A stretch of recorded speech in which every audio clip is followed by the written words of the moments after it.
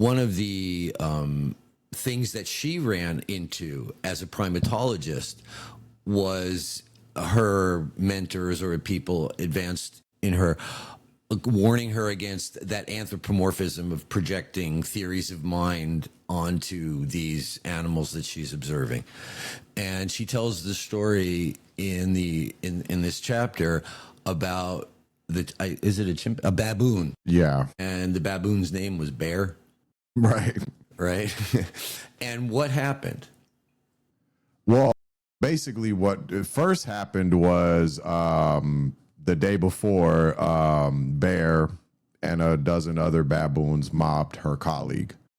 Right. Apparently she didn't get like seriously hurt, but you know, they were slapping her and barking at her and what have you. Right. That situation's over. Next day, she's walking, doing whatever, probably some more studies, and now they're coming at her. You know, like she's like, what does she say? I think she says they're making a beeline. This time, yeah, she says beeline. They made a beeline for me, and she says walking down a steep hill. So basically, she couldn't really do anything. She couldn't run away. Run away, essentially, right? Which could have been a bad idea anyways. But anyway, the baboon Bear and his, friends get to her, and basically he puts his hand on her leg gently and bares his teeth, which, according to her, I'm not a primatologist, but she is. So according to her, that is a pacifying gesture. That's something that baboons do to avert and resolve conflicts in each other.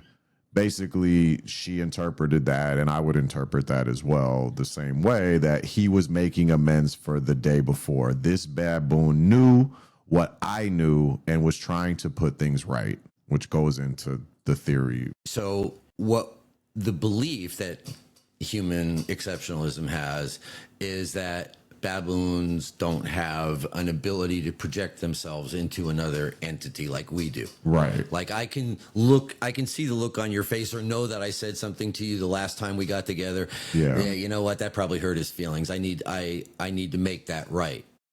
That's something that humans can do. Wait, didn't we talk about something like that last week? Empathy? Anyways. Well, Check out last week's episode about empathy. Yeah, a lot of what she talks about here is empathy in our animal relations.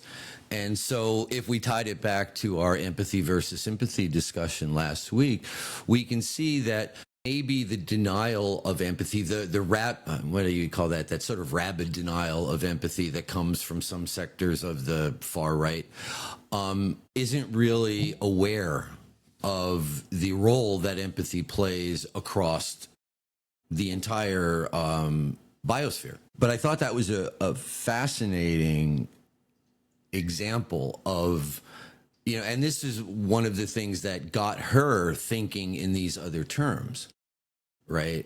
Like really looking at this human exceptionalism idea when everything that she had been taught up to that point got blown out of the water by this baboon coming up and saying, I'm sorry.